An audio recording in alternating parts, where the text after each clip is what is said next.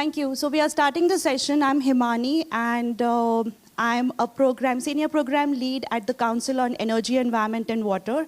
A very quick introduction for the chair here, Dr. O.P. Agrawal. He's the CEO of WRI India. A huge champion of active mobility. I think it is his vision that he saw the world far, far ahead of where it is. And his vision really was taking us into what we today see as a very important component of any urban mobility system. We've had cars and the kind of space that they have taken up. Cities are really choking, particularly many cities in India are choking with suboptimally. Mobility is becoming extremely important. The National Urban Transport Policy of India, which was adopted way back in 2006, had highlighted this, had highlighted the need for public transport and non-motorized transport to be at the core of the mobility system in any city. And even if you look at public transport, any public transport trip requires a minimum of 2 non-motorized or rather walking or cycling trips to be added to them on either side. So that's really the importance of non-motorized transport or active transport. Unfortunately, what has happened with cars is because they are a powerful lobby, countries like India has been compromising on space for walking and cycling by giving it up to cars.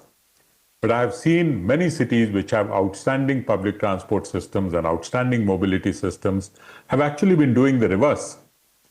Seoul, for example, is a city I've seen where space is taken away from cars to widen walking tracks and cycling tracks. And I think India is very rapidly moving into a situation where we just have to do that. Yesterday, I was in Bangalore for a high-level meeting on decongesting Bangalore. And the very simple message is Bangalore cannot be decongested if we can't create more space for walking and cycling. So I think that is the context for this session. What is it that we need to do to make sure that this becomes the core of our mobility system? What corrections do we need to do in policy? What actions do policymakers, city-level leadership do in recognizing the importance of active mobility? I think that broadly is the context of this session. So with that, let me pass it back to you, Himani. Thank you, sir. Next, I will just quickly introduce the moderator for this session. That is Mr. Ranjit Gadgil. Mr. Ranjit Gadgil is the program director at Parisar. He is an IIT Kanpur graduate. What I was going to say is that, quite frankly, I think OP has set the context really well. And from the sessions that, I have a brief summary of what people are going to say.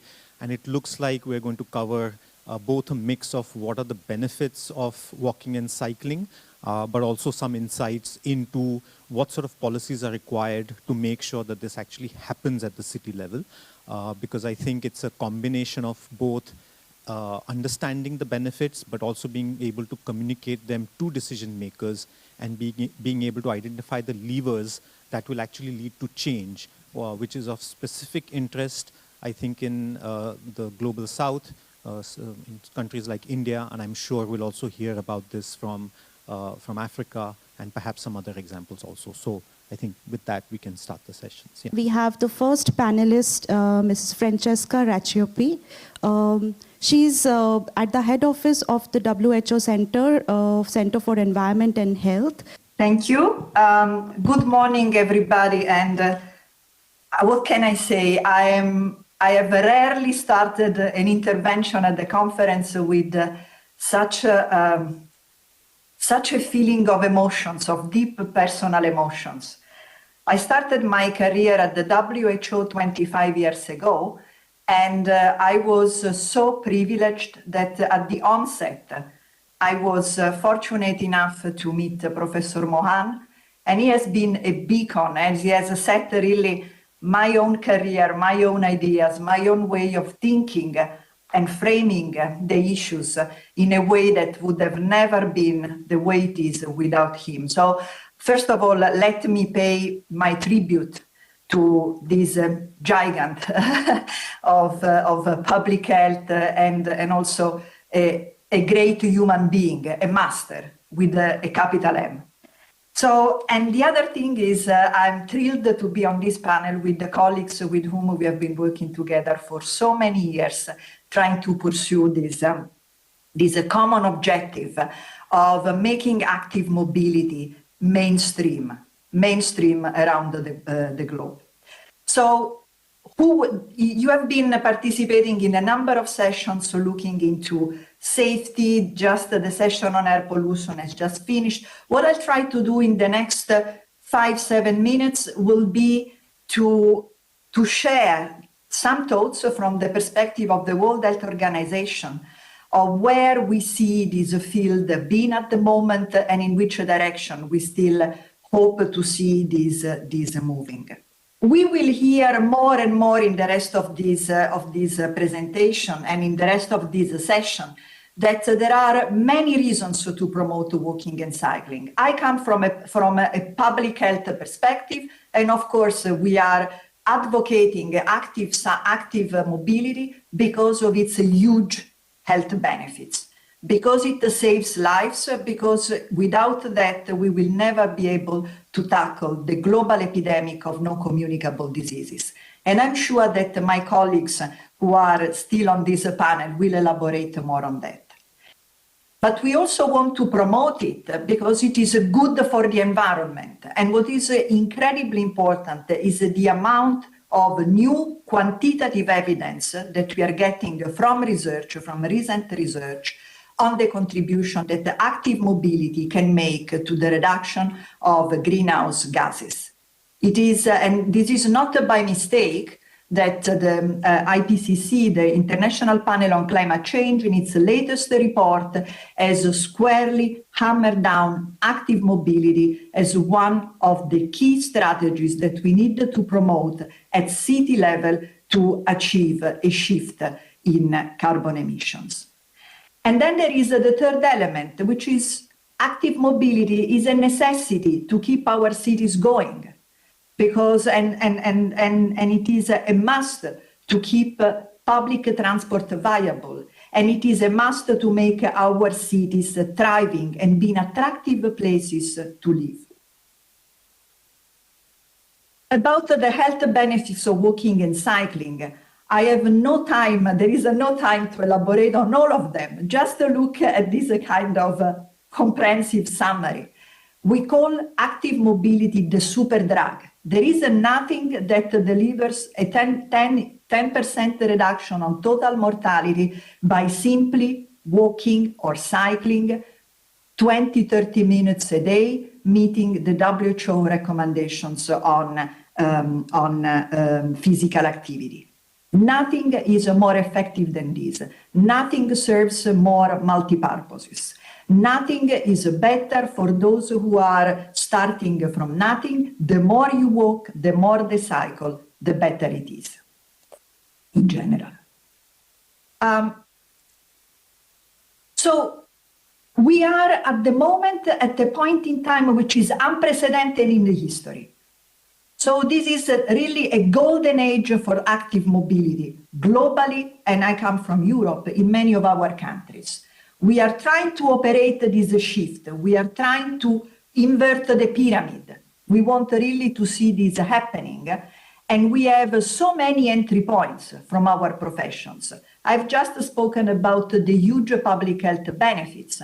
I will close looking at some of the lessons we have learned through the COVID experience and how active mobility has been a lifeline to keep cities going during the lockdowns.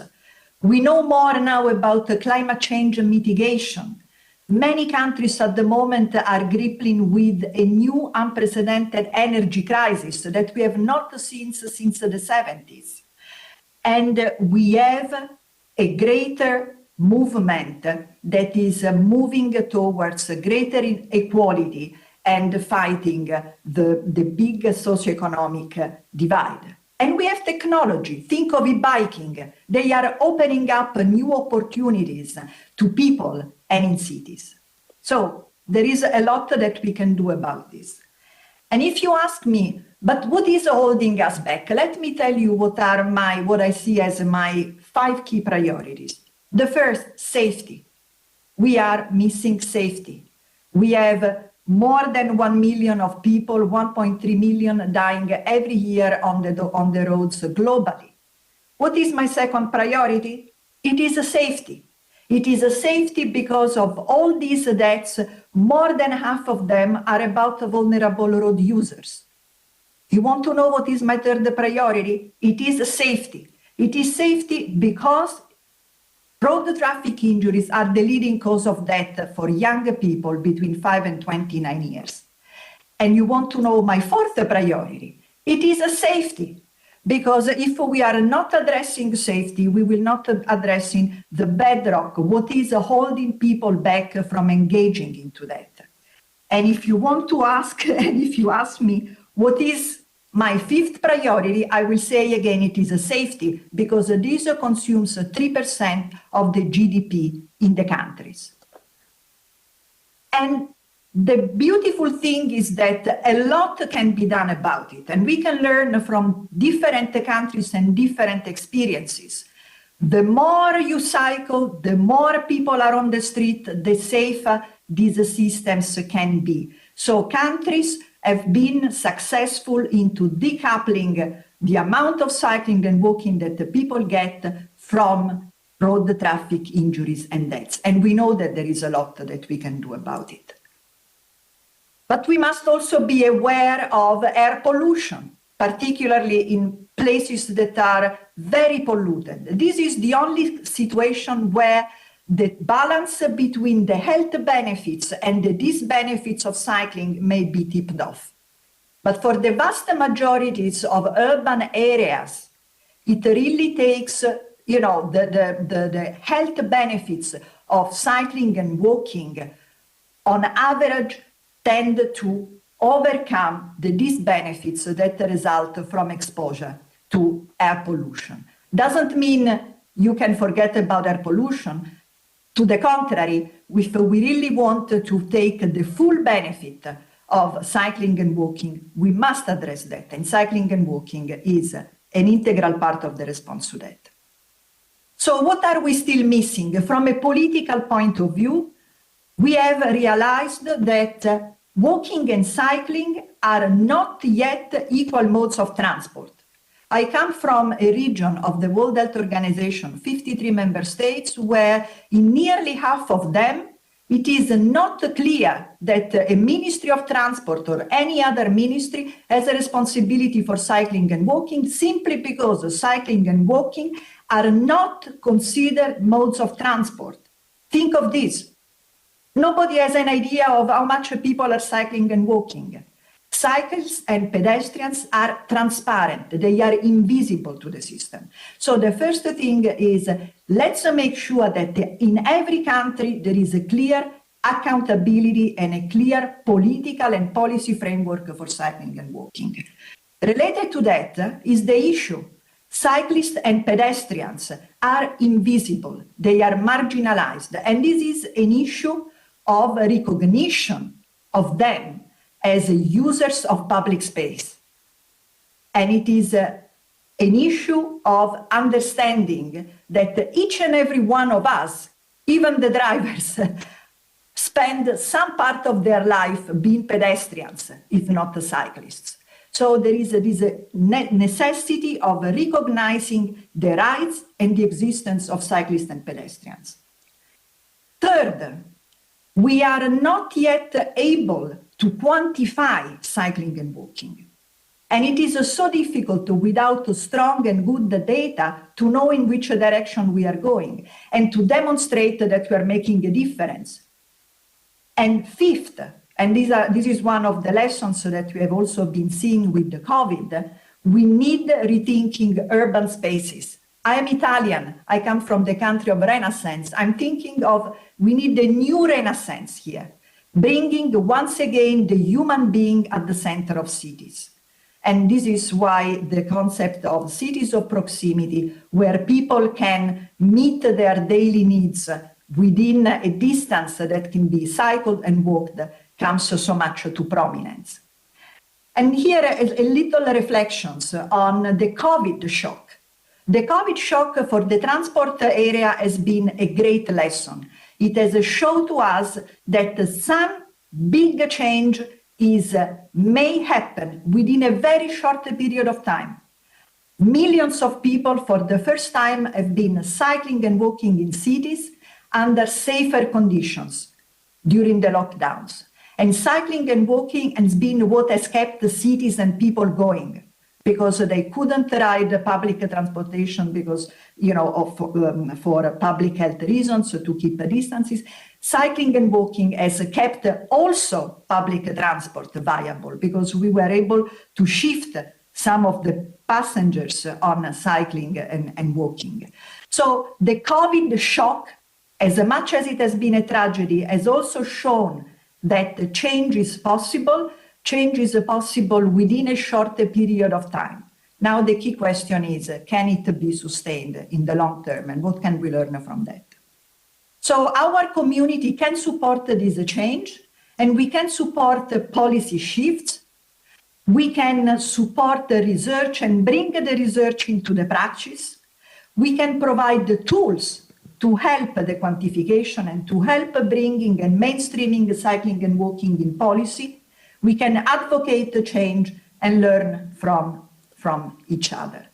And with this, I think that I will close my intervention, and I thank you very much for your attention. Over to you. Thank you. Thank you so much, Francesca. Our next panelist is Professor Ralph Buelher. Professor Ralph Buelher is the Chair of Urban Affairs and Planning in the School of Public and International Affairs at Virginia's Tech Research Center in Arlington. Okay, thank you very much for having me. It's a great honor to speak at an event honoring Dr. Mohan, and it's a great honor to speak on such an esteemed panel. In the presentation today, because it's rather short, I thought I'd give a quick overview, international overview of levels of walking and cycling, and then focus on some policies that we've identified in our research as being instrumental in promoting safe walking and cycling. The first slide here shows you the percent of daily trips on foot and by bicycle for countries that have national household travel surveys and that include walking and cycling. And we get into the data issue that has been mentioned just before. Here you can see how low walking and cycling can go. On the left, in the United States, just 12% of all trips are made on foot and by bicycle. You also see the variability between the countries, and we go all the way to the right to the Netherlands with about almost 45% of trips made on foot and by bicycle. Of course, there's also variability between the countries in which mode of transport, walking or cycling, accounts for a higher share of trips. The Netherlands with the highest share for bicycling, but also other countries with high shares of walking. Walking and cycling do not only vary between countries, but also within countries. And here we see the percentage of trips made on foot in cities in Australia, the Americas, Europe, Africa, and Asia. Again, a wide spread. In general, we are following the national level data we saw before. So the US cities are on the left, very low shares of trip made on foot. And we go then to the right, where we have Delhi, Kisumu, Paris, and Accra with higher shares of trips made on foot. We see similar variability here in international data on the percentage of trips made by bicycle. We have the Dutch cities on the left. Some German cities are and Chinese cities are mixed there as well, with high shares of trips made by bicycle. And if we go all the way to the right, we get to US, Australian, and Brazilian cities with a very low share of trips made by bicycle. And in many of these places over time, walking and cycling have been decreasing over the last 40, 50 years at the expense of the automobile, as we have heard in the opening remarks.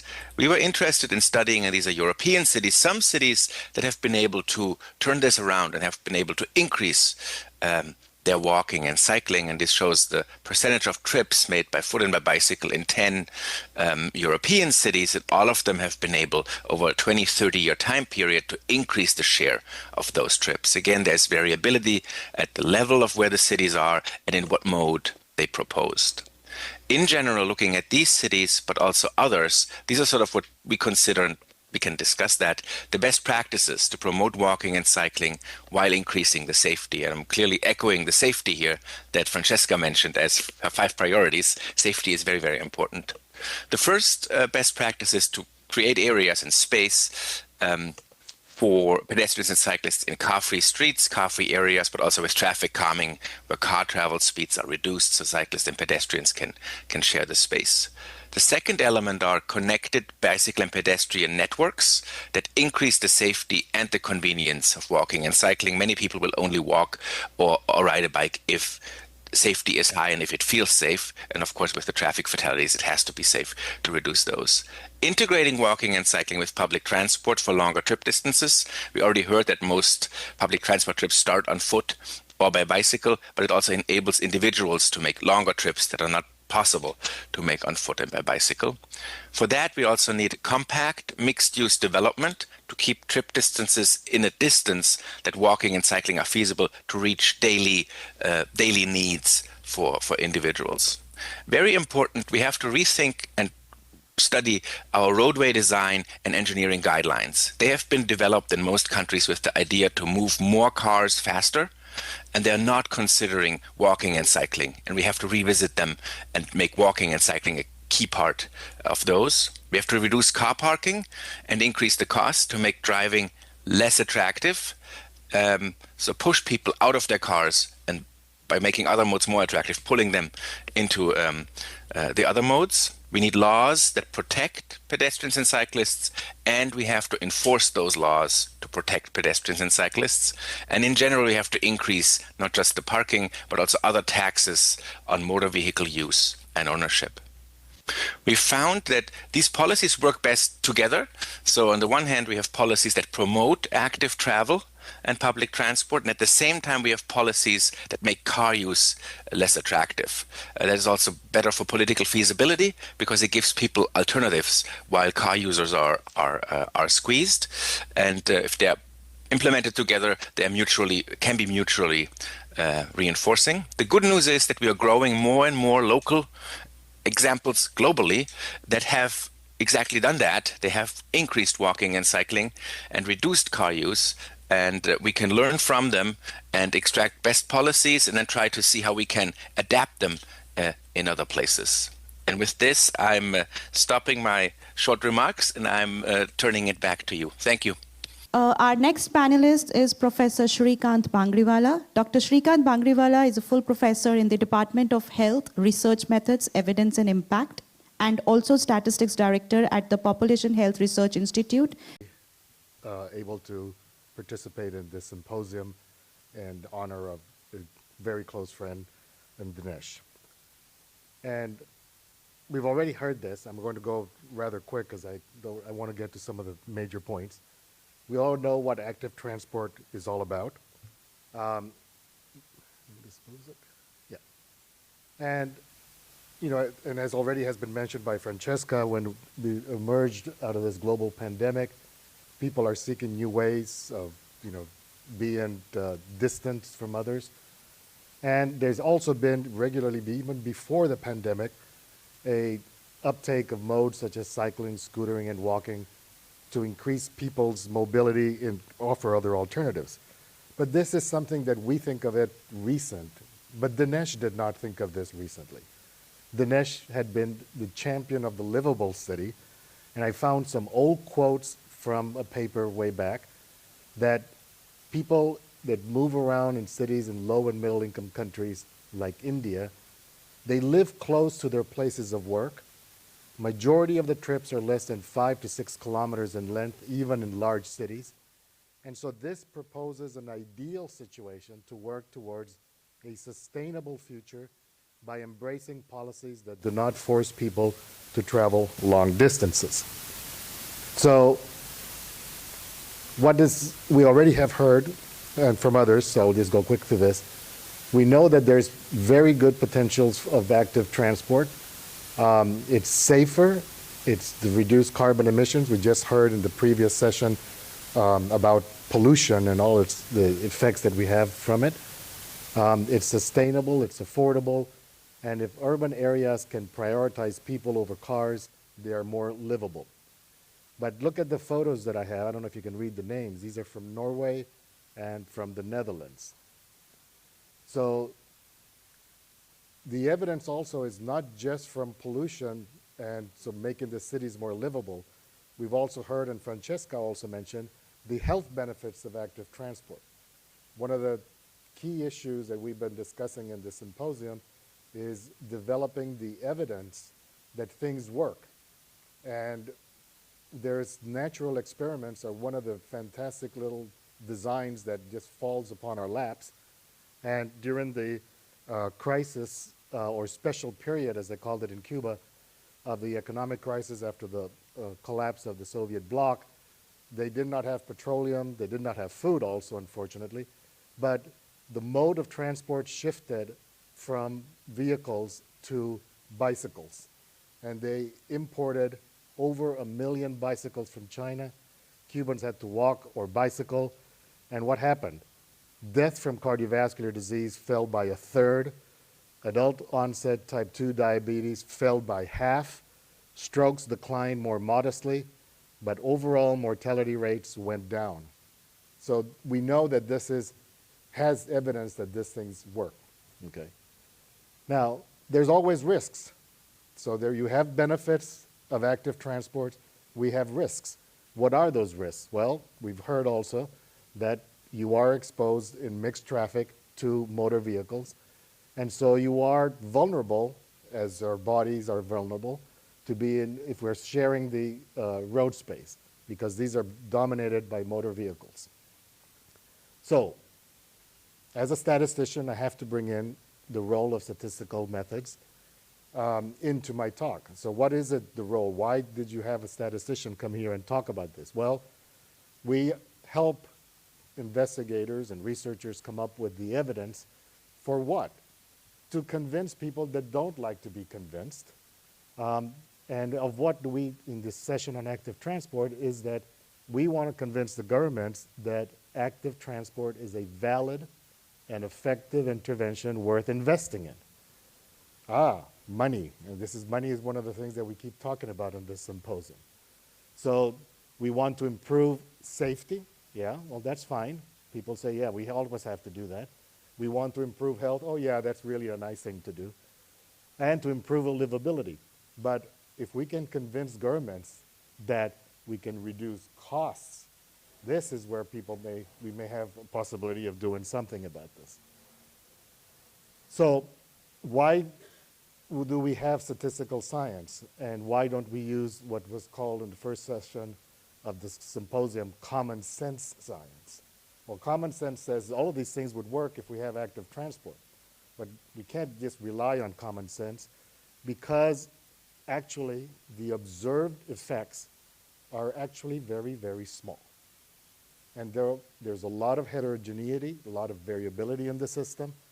So if we have small effects that are subject to large variability, a lot of variation, and multiple factors impacting them, then we will get counter arguments that say, oh, how do we know that doing this actually caused this other result?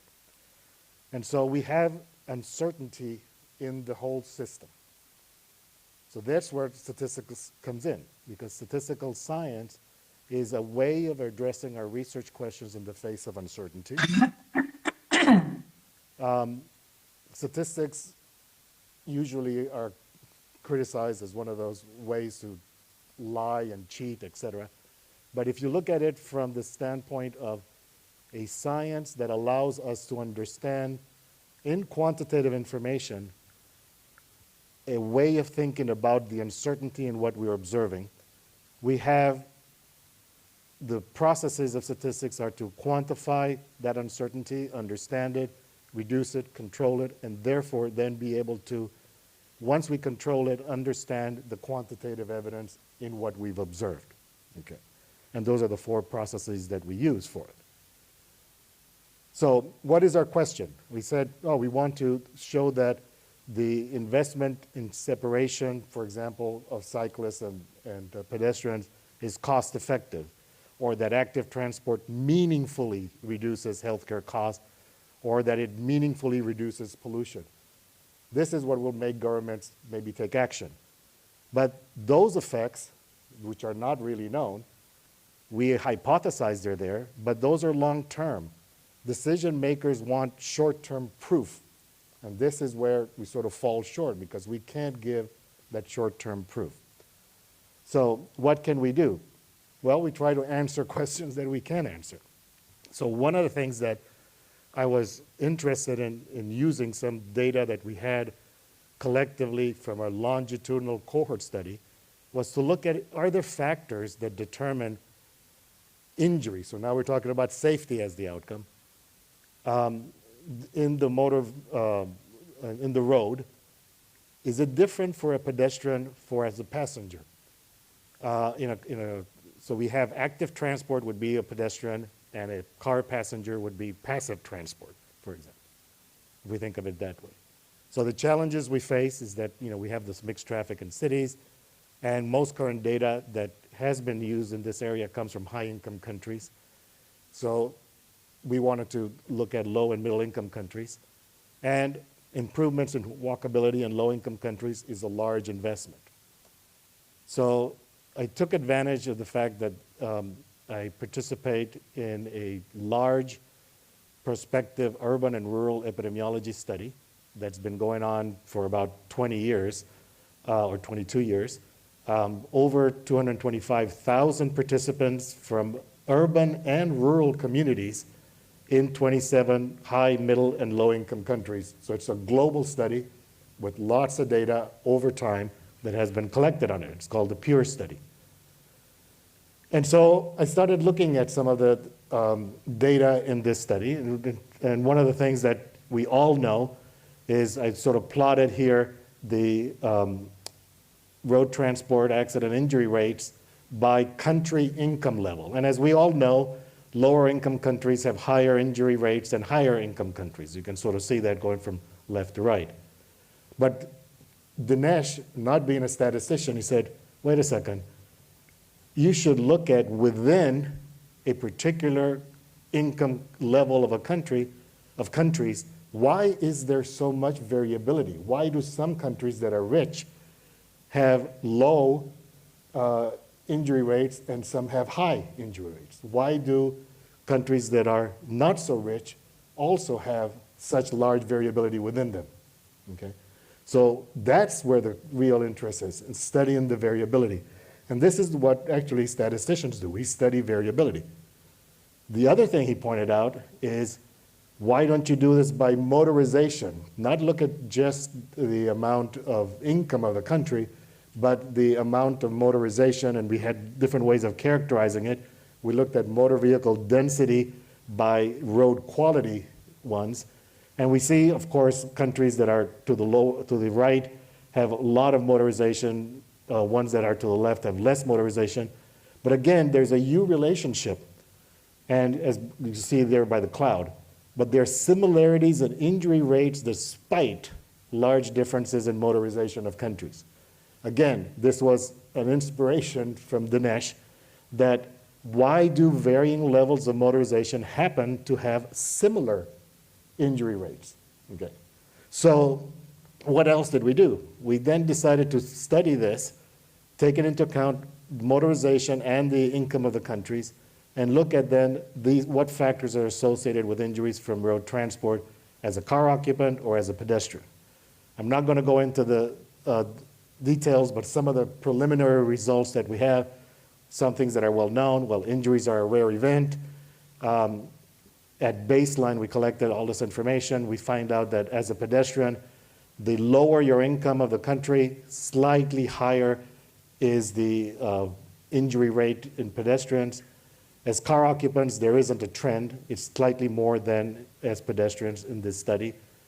But the important thing we did was to look at how do the factors vary at different levels because they sampled countries and they took community levels. So local communities, sort of the cities of proximity, so to speak, that Ralph Buelher was talking about. And we had information collected on, sidewalk quality, street lighting, et cetera, walkability. And then we had individual level information, and the motor vehicle injury is the outcome at the injury level.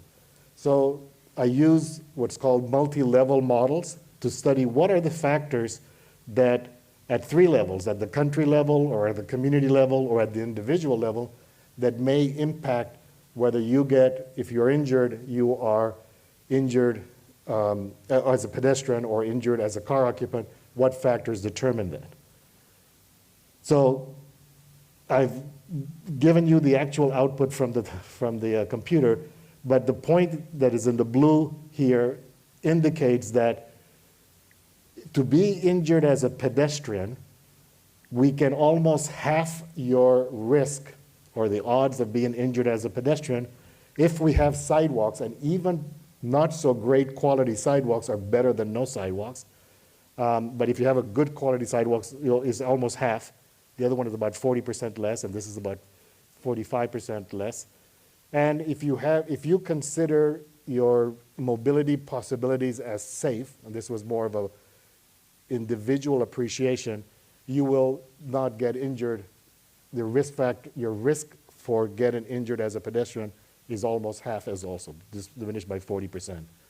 And there was a strong household effect for this. What about as a car occupant? It's almost the opposite. Now it's more individual thing. So consuming alcohol is a 57% higher risk of being injured as a car occupant. Higher motorization, and this is across all of these countries, is about twice the risk for this. And the older you are, you get a little bit more protection. For every year, you get 2% less because maybe your experience goes along with this. So the messages to conclude is that risk factors for motor vehicle injuries differ for car occupants and for pedestrians. For car occupants, it's the country level variables like the motorization, but also the personal factors. While as a pedestrian, and we didn't study the cyclists, but as a pedestrian, community safety and sidewalks for walking are the important factors to keep in mind. However, communities that want to invest in active transport must ensure the safety of their vulnerable road users. And that's what countries like the Netherlands and Norway is doing, but these are photos of sidewalks in Bangalore and in Delhi. Thank you very much. Our next panelist is Dr. Andres Villaveces. He's a physician and epidemiologist with over 25 years of experience in global health. Thank you very, very much. It is a real honor to be here with you all, not only in company of a lot of eminent people who know considerably more than I do about this topic, but also in memory of Dinesh Mohan, a person who was incredibly inspiring, with an amazing social sensibility and an incredible capacity to communicate with wit, with humor, but with a lot of hope too. I want to focus my talk today a little bit more on the issue of equity, and I'm going to highlight mostly cities from Latin America. The photos that you see are examples of how, as societies that are unequal, we actually construct cities that are unequal. The cities that we construct are reflections. These are examples of cities in Latin America, and the way we conceive societies, we build cities the way we conceive societies. In Latin America, cities are incredibly unequal. And the examples that you see of the built environment in this city just show stark examples of how through walls or physical barriers, the contrasting structures of cities are different.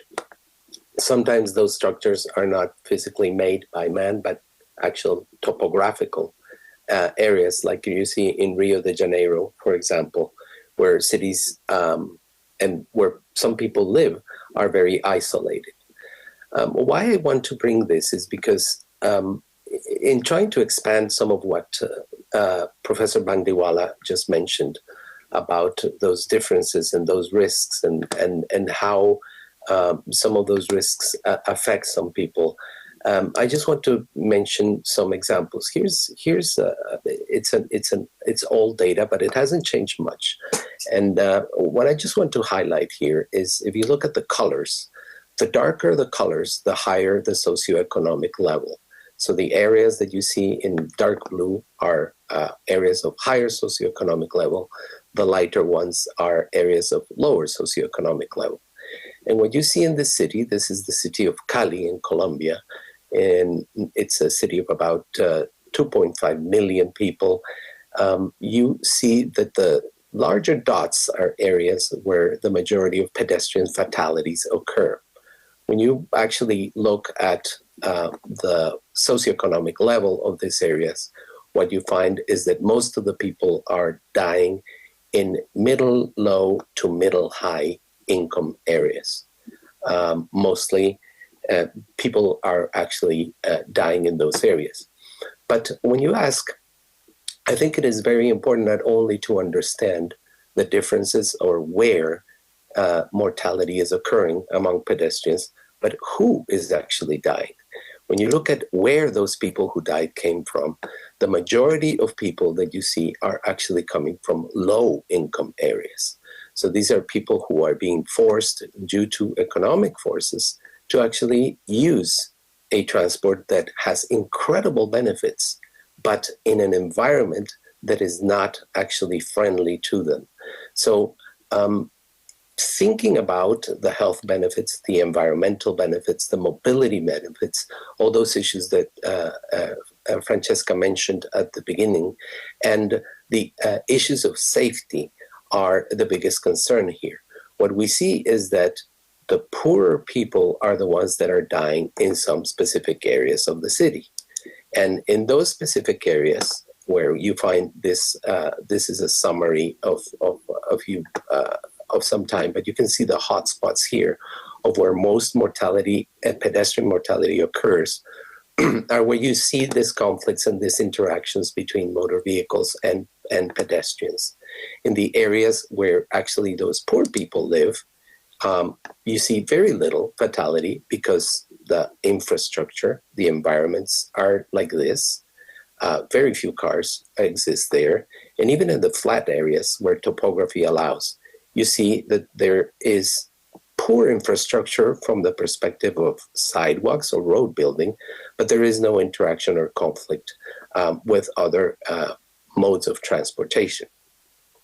I recall many years ago, Dr. Mohan mentioning that potholes, for example, were a very good mechanism for reducing speed, and therefore were a interesting type of safety measure.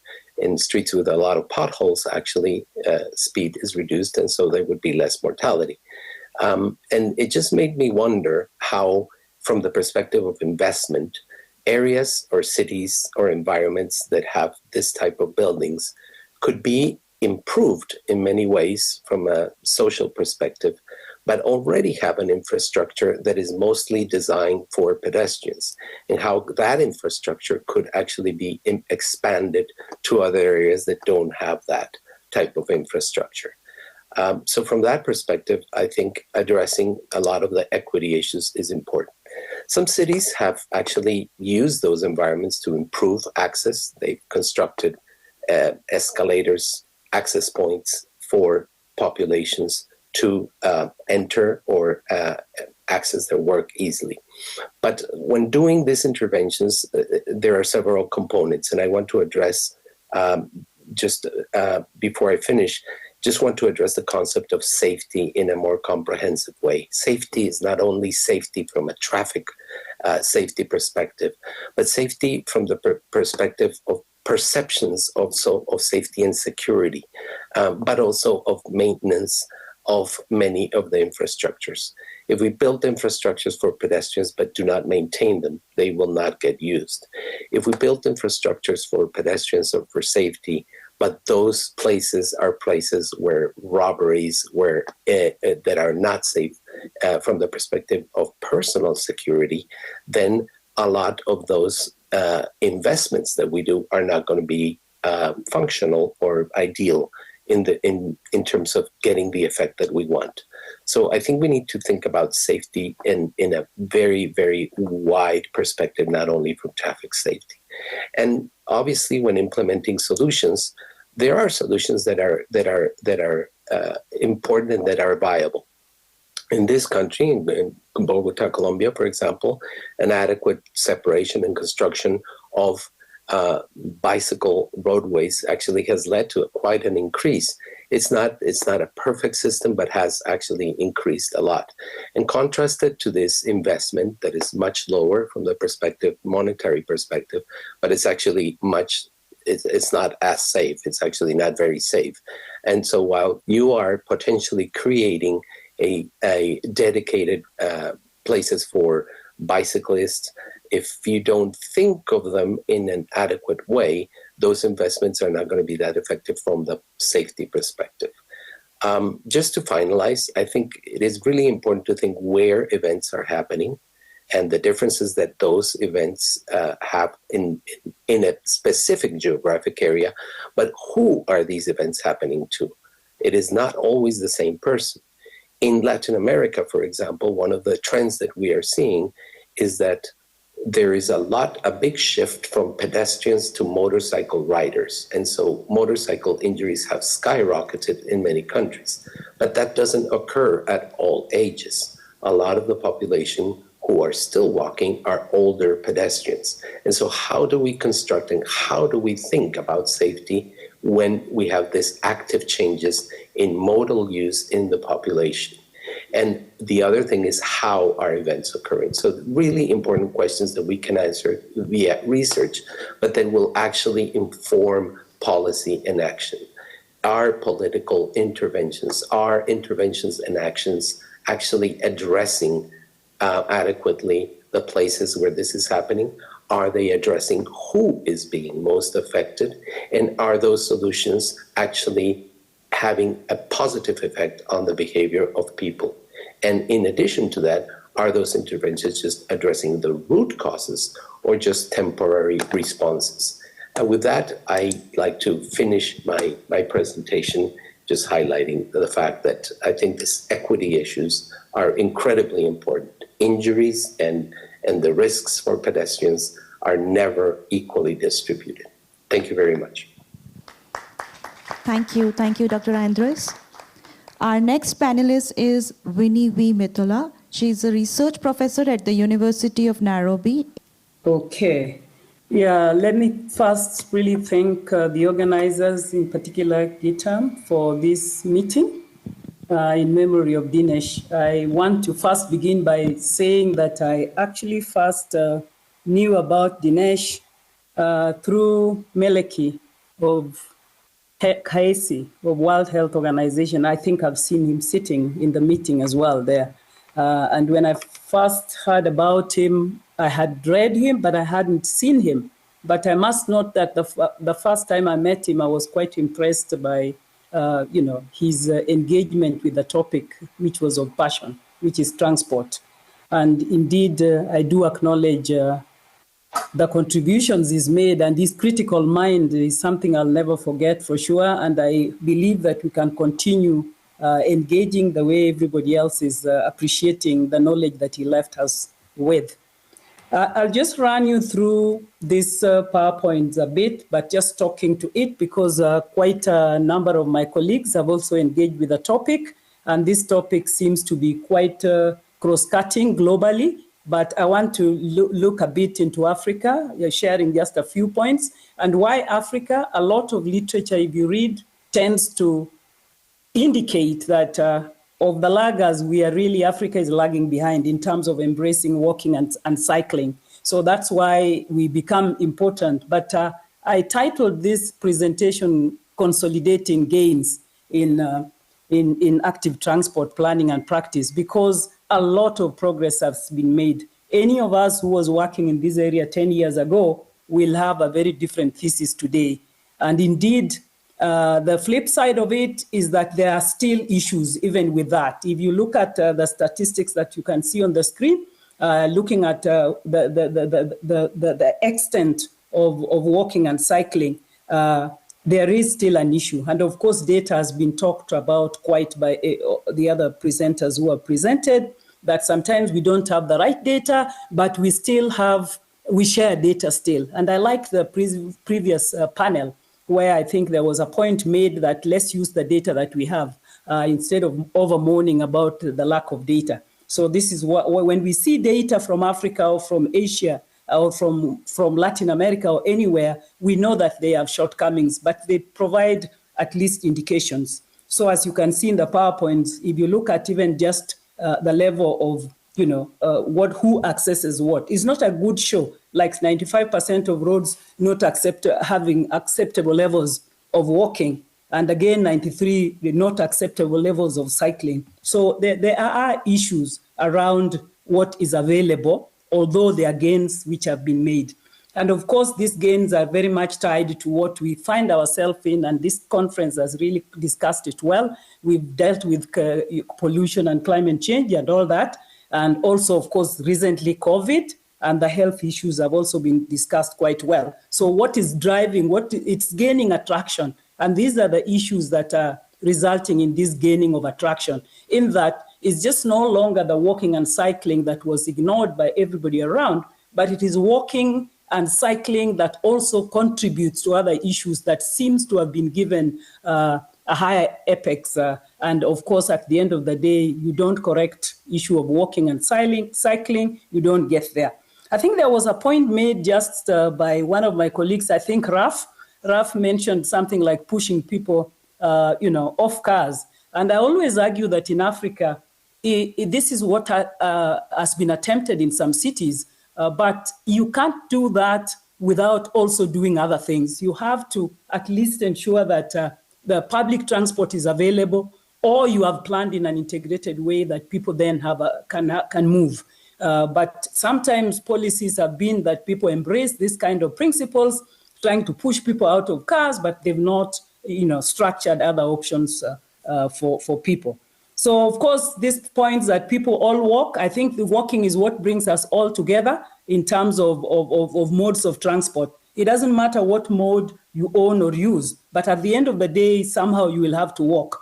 And I think that should encourage us to have positive policies and responses towards this particular issue where all of us need it or contribute to it. But when you look at the practical of it, you find that largely infrastructure is largely in the central business districts, and major corridors. It's really not quite embracing and engulfing in the entire. And that's why in recent times, you see a lot of changes, a lot of improvements. Like the picture you are seeing there is heading to one of the informal settlements, which you are not seeing, but you will see in my next PowerPoint just how walking looks inside that particular informal settlement. And I decided to take that because a lot of times when we see presentations, you will have nice improvements, policy improvements that have been done, but they are largely around CBD and around major corridors. But the presentation that has just ended talked about equity. And the issue of equity is very critical because like the informal settlement that that one, you may not be seeing them very clearly, but this is a study we did, is an informal settlement within Nairobi, and we went to investigate walking in that settlement. And I'm telling you, it's very challenging to walk. And this is a huge settlement with almost 300,000 people or so.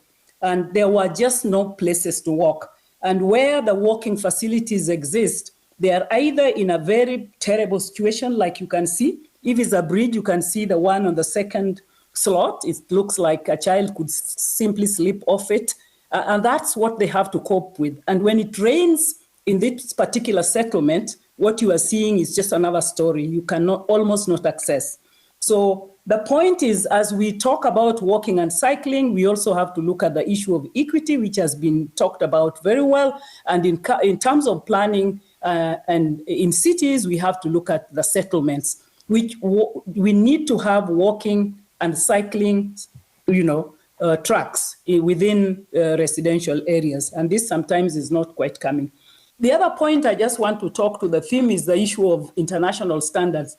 A lot of designs, we've been supported to develop these designs, which is very good. I know the World Health Organization has played a critical part, WRI, ITDP. We have all these UNEP, UN Habitat, which is very good. So when I talk about consolidating gains, I'm also looking at it from the point of we need our cities, we need our governments to also begin taking a front line. A lot of, like for example, if you take the what they call non-motorized transport policy, but now new knowledge has taught us this is better we use active transport.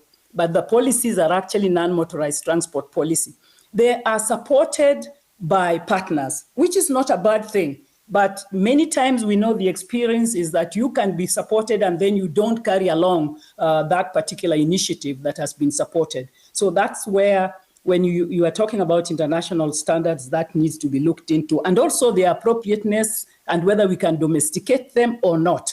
If it's a width of road or of footpath, can we live with 1 meter or must we live with 2 or 1 point? All those are local issues. And then, of course, when you look at the issue of the development we are seeing, like pedestrian sidewalks, they are being developed now. I don't think there is any city that has not made attempt. Majority are making attempt, however, the quality.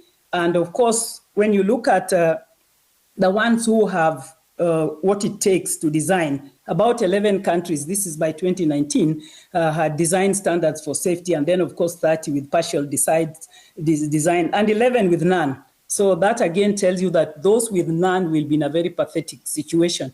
And IRAP has been working on this, at least the International Road Assessment Program is the rating, rates these facilities across countries. And they've done, I think, some studies. And you can see that statistics. When 74% of roads have no sidewalks and 92 have no crossing, 48 are poorly designed. And then, of course, you have only one characterized, 55% being characterized as 1 star. And these stars go to up to 5. And the stars consider the very infrastructure and if the infrastructure is secure enough for walking. So we are far behind getting there. The nearest best are those 4% that have a 3-star in Africa. And of course, this again is, even that statistics is a shortfall, because it doesn't cover all the countries. Some are not having the data. And you can see the challenges. We've already talked about them, but you can see this is a study from Dakar, for example, in West Africa, and you can see a whole array of the kind of challenges that citizens list as problem. Even having security within their own neighborhood or near their neighborhood, issues of flooding, issues of just lack of crossing, and issues of speed, which can be very problematic to people walking. In the settlement that I showed you, where there was no facilities for walking in the previous PowerPoint, we also tried to ask people for their perception of an ideal walkable route. And you can see what their perception is, range from, safe from motorized traffic, accessible during all seasons, a path that is accessible during all seasons, and also secure. And secure in their language was also busy and well lit. So we don't want roads that have no people. They have to be busy and well lit. And then, of course, well connected to other roads, connectivity, and then clean and attractive. So people, even the very poor, really know what they want and what is preferred. So when you look at policy responses, there has been a continuum, of course. We started from almost not seeing walking and cycling and not talking about it at all, but we are now having enabling policies. Quite a number are having enabling policies, but the issue is challenges in implementation. That's where now we need to look into how do we implement some of those, and for the few that have no policy, how do we support them to ensure that policies are in place. If they have not yet embraced any standards, they need then support or to be encouraged to have that. Of course, when you look at realization of working with stakeholders is very critical in this, because in Africa, most of the outputs we have in active transport have really been supported by stakeholders. And I can't imagine if there were no stakeholders and we only had policymakers, I am not sure we would be where we are. So that synergy and support is needed, and the encouragement that needs to be given from that is that local states and local government must take responsibility and begin leading this. Most of the policies that we have, and quite a number, by 2019, there were about 19 out of 54 African countries with those policies. They have deficits, some don't have strategies, some don't have action plans, some don't have a budget. And they are also sometimes having a deficit because they are not time-bound and they have no clear performance matrix. There are examples, I won't read them, I'll just flash them Winnie around. Requesting, Winnie requesting you to please wrap up in a couple of minutes. Yeah, I'm wrapping up. There are examples like from Rwanda on their code of urban planning. There are also good examples from Ethiopia, which try to show and correct things for walking. Tanzania has also very good tracks. They won the sustainable urban transport, and they are trying to improve a lot. Cameroon, again, has also developed a sustainable urban mobility plan that provides positive for walking and cycling. Kenya, as well, has a floating bridge, which is dedicated just to walking. Of course, just as this is the second last, as I just end, integrating all this is very important because we need to integrate walking and cycling. And again, issues of whether we are retrofitting the infrastructure or whether we are embedding walking and cycling in development infrastructure, or whether we have the ultimate goal of having, a balanced neighborhood where you have the 15 minutes city, as it were. So in conclusion, I must note that the walking and cycling is improving. There are challenges, as I note, but there are also positives. Policies are being developed and implemented. Of course, progress, but reaching the 5-star status remains a challenge.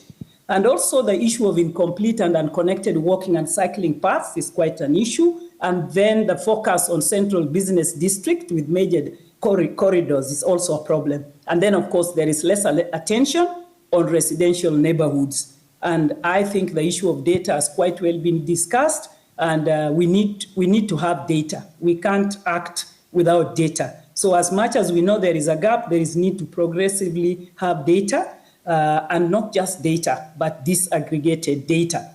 And last but not least, of course, I think local government should take a central role in planning, implementation, and promotion of walking and cycling for sustainable development. Thank you. Thank you, Winnie. Thank you so much. Our next panelist is Dr. Shefalika Goenka. She's a professor at Public Health Foundation of India. She's a physician from Bombay University. Okay. Right, thanks. So I know we are all running late and everyone must be hungry for lunch. So of course I was told 10 minutes and I really struggled as to what I need to put in there because there's so much to say from the public health perspective. Of course, we have stalwarts sitting here like Professor Bangdiwala and others who've spoken. But I've decided to make some 9 key points from a health perspective, which may be of interest. It's also a privilege, and thank you very much. It's an honor to be here at the memorial of Dr. Dinesh Mohan, a legend, a true legend. I think his vision will take multiple people's lifetime. We won't be able to achieve his vision. So, but he's kind of left behind a cohort of researchers and passionate environmentalists and civil engineers. So it's really an honor. Thank you for inviting me. So I'd just like to concentrate on some of the things which have not been mentioned or may have been mentioned fleetingly. And I'm sure you all would be interested. So it's a privilege speaking to civil engineers, architects, urban designers. And let me be very frank, I'm a physician, but we treat only patients, so 1 patient to 2 patients, and you all have the potential to influence the health of millions of people. And there in more ways than one, and I'm just going to be speaking about one of those ways. So I'm just going to time myself, yeah. So there is a robust evidence over 7 decades with multiple modes of investigation on the scientific benefits of physical activity in multiple domain areas.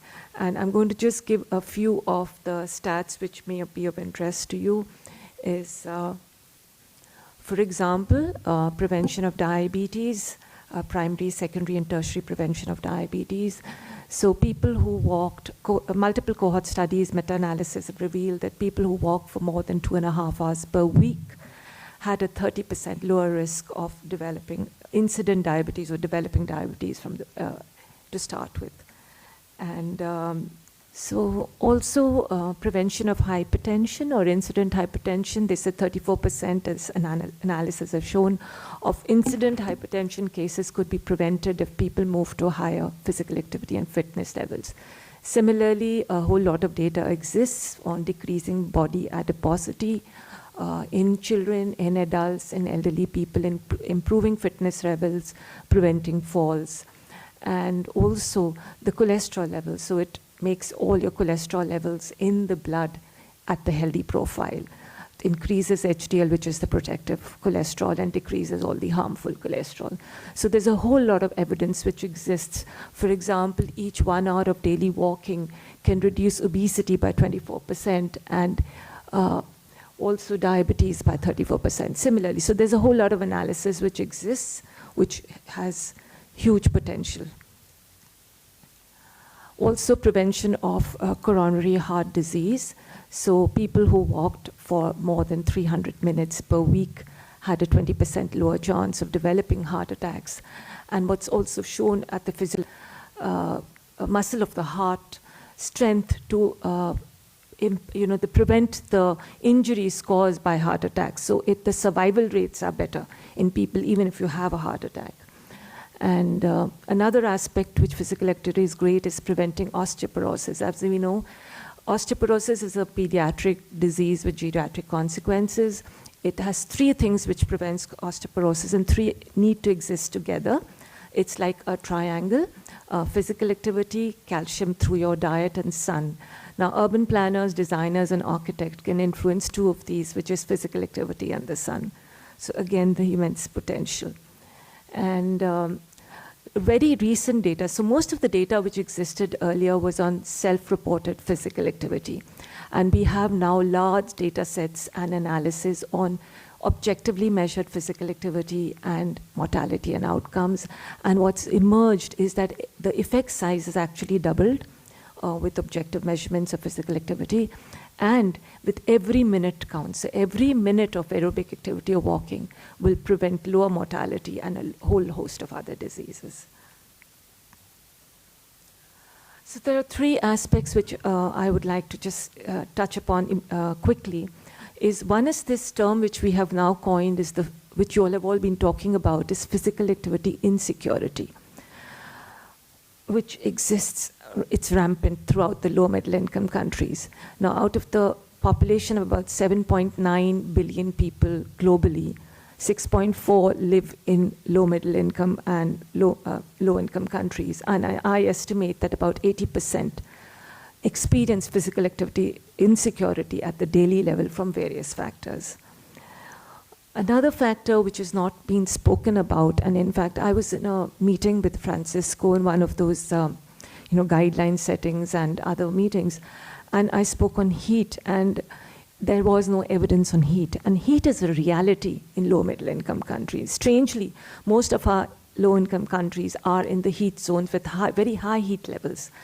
And for example, there's one study which shows that the mortality rose by 2% for every centigrade rise of temperature beyond 36 degrees Celsius. Beyond 36, 37 degrees, your heart, the ability of the heart to protect itself goes down. So the chances of heart attacks become higher. Similarly, there's a lot of dehydration, cognitive abilities go down. So how come we as urban planners and as thinking citizens are not thinking of heat as an issue in real life planning? And one of the ways to mitigate is through trees and shade providing trees. And even today as we speak, a lot of the existing roads with shade providing trees are being replaced by trees which don't provide shades. So the study, this is one study from Bangalore, one old study which shows that trees, shade providing trees, lower the ambient temperatures by 5 to 7 degrees Celsius, the surface temperatures by 25 degrees Celsius on high heat conditions, and also lower the air pollution levels. So why aren't we, it's obviously very, very tough for a person to walk or use active transport or bicycle or tricycle in high heat conditions.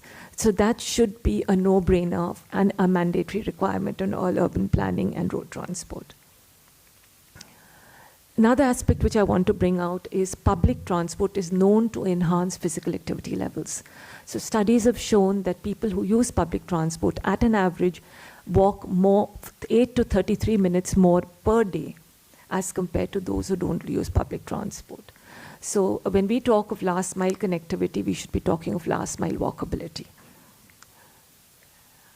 Another science which has been well documented and published is the role of green spaces. So what's recommended is green spaces, large green spaces within 0.5 kilometer radius of every individual. That's known to enhance physical activity levels and also lower the air pollution. And in fact, a lot of studies have shown that even after adjusting for physical activity, there are certain other aspects of green spaces which lower depression and many other improves health. So, of course, after the COVID, a lot of European countries invested extra in widening the already wide transport. But from a medical perspective, what is seen is that you find it threatening to walk when you have multiple car lanes on a road.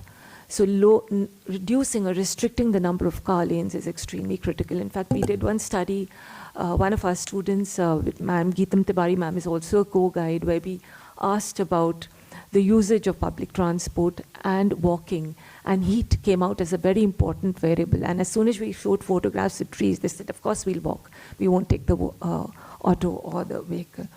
So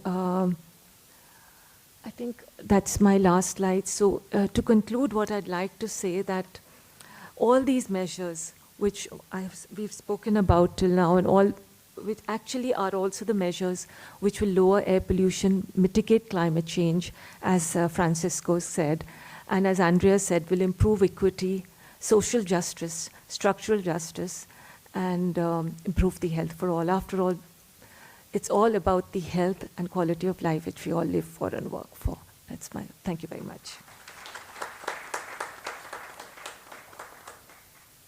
Thank you, Shefalika. So over to you, Ranjit. We have about 15 minutes before we wrap up the session. 10 minutes, about 10 minutes to wrap up the session. So you can take questions or discuss things with panelists. Over to you. And before I open up for questions, I'm just going to quickly put the Indian context here. So I work for an NGO, which means we mainly do advocacy work. And for us, this is where we come and absorb all this information. And of course, our interactions with Dinesh Mohan also helped us to really understand the technicalities, the information, the data, and so on and so forth. But our job is then to try and do the other work, which is to try and convince policymakers. And as Peggy was also saying earlier in the morning, how do you get through when there are these walls?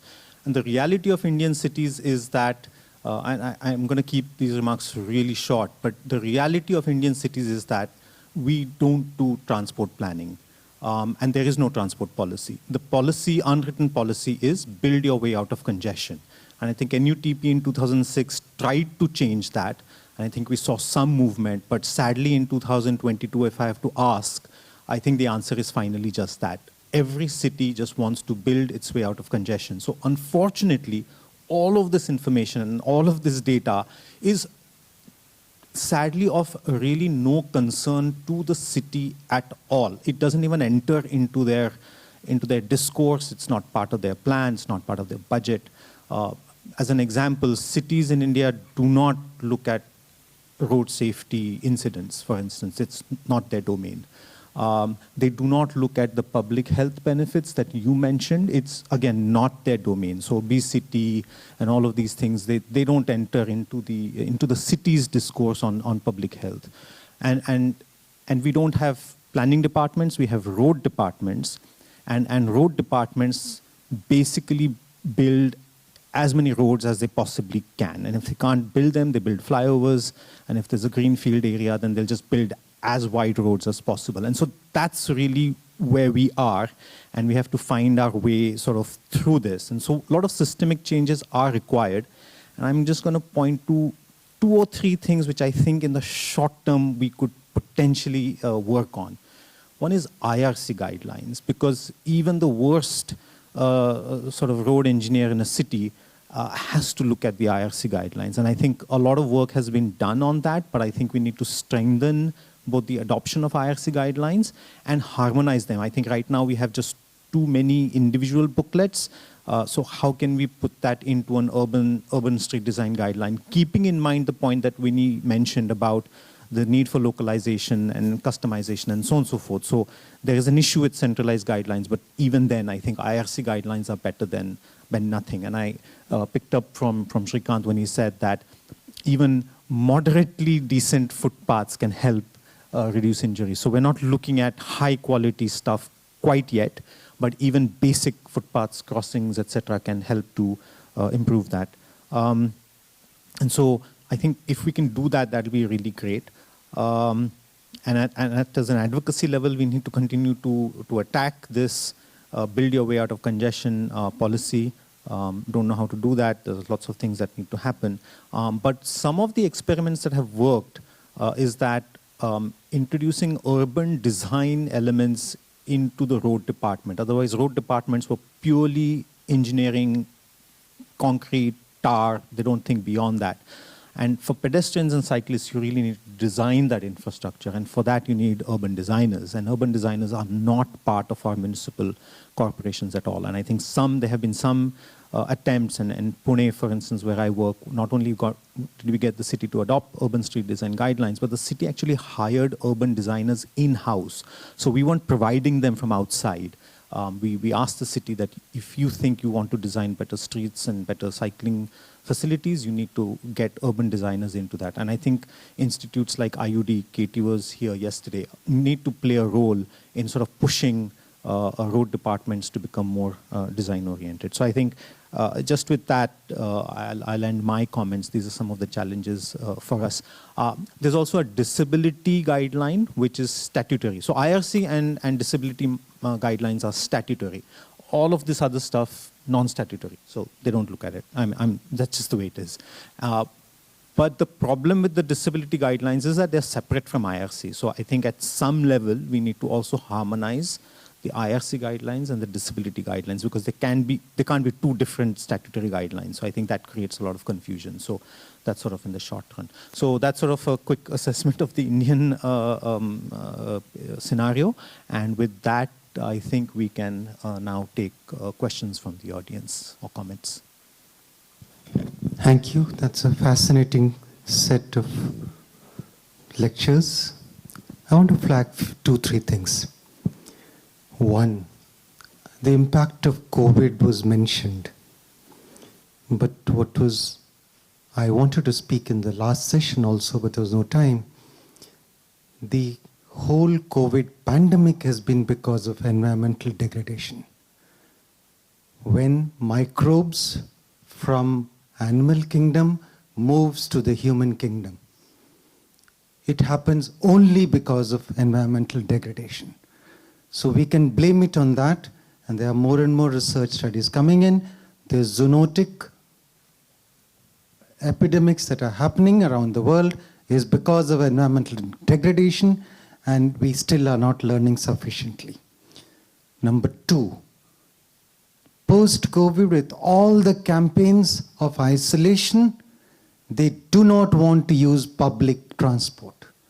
They would rather use their motorcycle, where they have private airspace. They would rather use their cars. I have my own colleagues say, no, we don't want to go into the bus or metro. Many of them travel long distances. no, we are scared of getting COVID, so we will go in a private vehicle. That's an impact. To undo this is going to take a huge effort. To get back into public transport is a big problem. The other corollary is COVID has also caused a huge economic impact with loss of income, loss of jobs. What has that done? They cannot afford the public transport.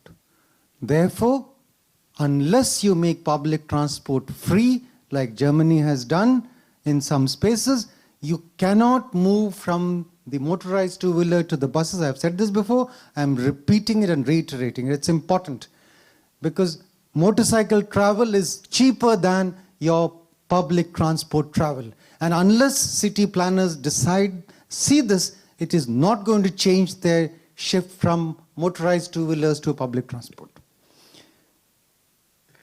You mentioned osteoporosis, Dr. Shefali. As an orthopedic surgeon, I see something else. Osteoporosis is a pediatric disease with a geriatric outcome. Why? You build your bone mass up to 25 years. You don't build your bone mass. After 25 years of life, it keeps depleting every year. Every year. It's more rapid after menopause, male or female, whatever, but it is going down after 25 years. What is not flagged anywhere in the literature, there's only one paper as far as I know, is osteomalacia and rickets. In the city of Delhi today, there is an epidemic of rickets. You ask any pediatrician and orthopedic surgeon, we see knock-knee patients every day. I see 5 in a day. Why? And I have any number of patients coming to me telling me, sir, we got our vitamin D levels. It is very low, it's less than 10.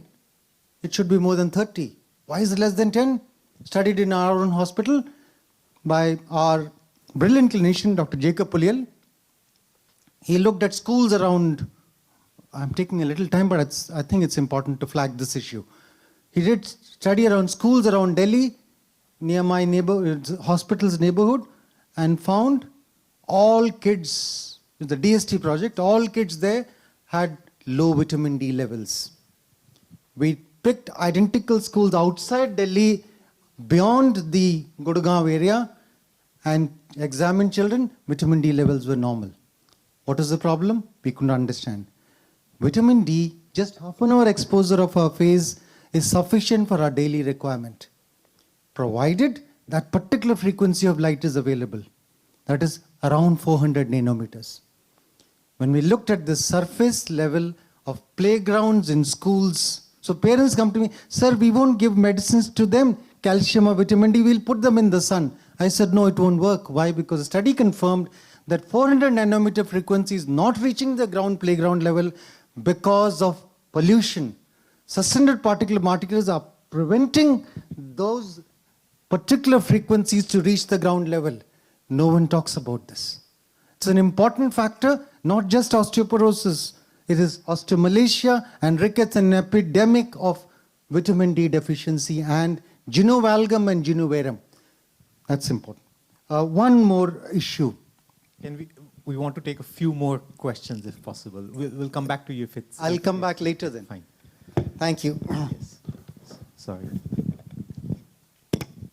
Thank you everyone for the great presentation. So because in the last I also belong to the part where I deal with the cities directly. So just wanted to ask Ranjit that how much time did it take for that urban designer to get into the municipal corporation? What was the process? Because that's the same problem that we also feel, that even if you want to hire one person to look at transport issues, because as we know that there are no one, how much time does it take actually to bring one inside? A lot of time and dedication. I'll give you more details later, but a lot of time, like a decade. Yeah, I just wanted to add to what Samrat was saying is this understanding of intersectionality of issues. You know, like I feel that while working with schools, I've witnessed what Dr. Matthew just said, what Shefalika said. We've been working on active transport for a while. Everything is dedicated, every understanding is just dedicated to that particular project, and it dissipates even within that, engineer who's working on it.